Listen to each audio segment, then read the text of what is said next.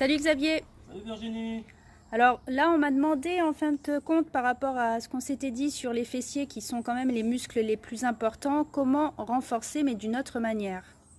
Alors, il y a un exercice très sympa. Vous écartez les jambes largeur épaule, les pieds à plat et un angle de 90 degrés jambes, cuisses.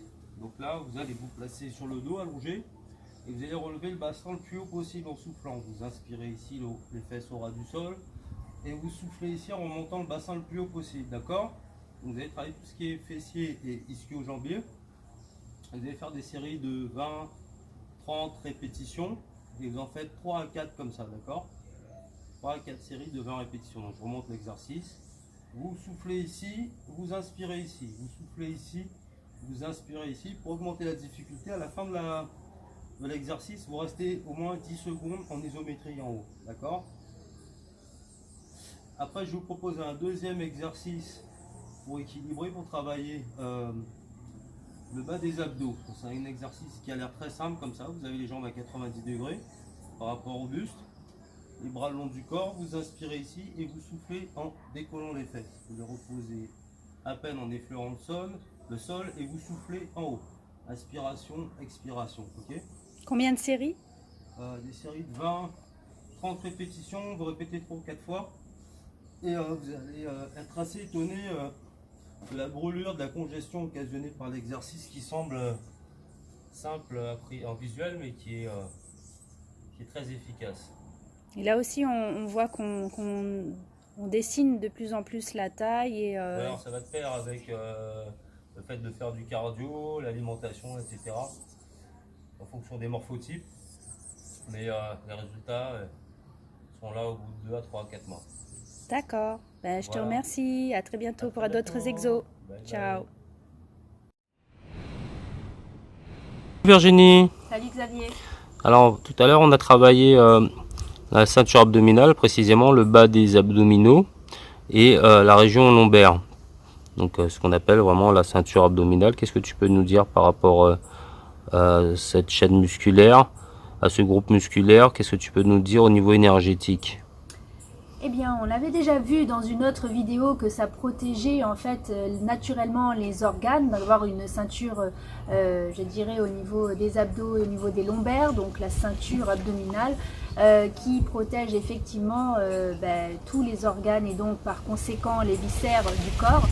Mais j'ai envie justement de pouvoir dissocier, comme tu l'as fait, on a travaillé d'abord les abdos et ensuite les lombaires, ou l'inverse, de montrer qu'au niveau énergétique alimentaire, il est important également de dissocier les aliments.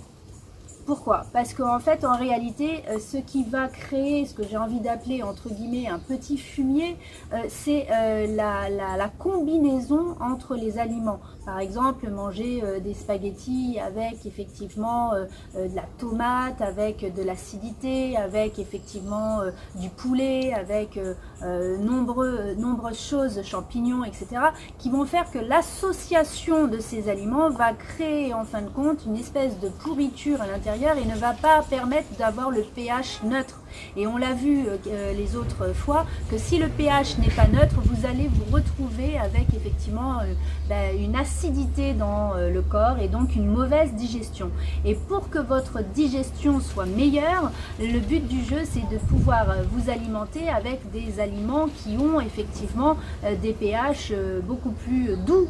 Et en fonction, bien sûr, de votre date de naissance, de votre morphotype, vous avez des aliments qui vous correspondent, bien entendu, de manière privilégiée, mais on ne peut pas non plus s'exonérer de manger que seulement des graines ou seulement, je dirais, qu'un morceau de pain. Non, on va varier les plaisirs, mais l'idée, c'est vraiment de dissocier. Exemple, en imaginant que votre morphotype vous permet de manger effectivement du poisson ou je dirais, des graines germées, eh bien, on va considérer que vous allez par conséquent manger le poisson le midi et les graines germées le soir. Voilà ce que c'est dissocier. C'est-à-dire vous pouvez manger de tout, mais vous allez dissocier. Un petit peu comme l'exercice t'a montré, on fait d'abord les lombaires et on fait après les abdos pour ainsi dire dissocier les exercices. Et pareil au niveau alimentaire qui va renforcer en fait je dirais, le métabolisme de votre corps et qui va permettre de donner la bonne information à toutes les cellules de votre corps pour que vous puissiez vous sentir vraiment à l'aise,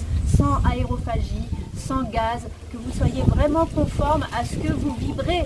Parce que souvent, quand on a des petites passes inconfortables comme ça de gaz ou d'aérophagie, c'est parce que souvent on ne mange pas correctement. C'est pas qu'on mange mal ou qu'on va manger des burgers ou qu'on boit des sodas ou quoi que ce soit. C'est parce qu'on ne fait pas attention à notre morphotype, à notre date de naissance, parce qu'on n'a pas la connaissance tout simplement. D'où l'intérêt de diffuser ces messages et de vous impliquer en fin de compte un peu plus, surtout en période de confinement, pour apprendre à connaître mieux votre corps.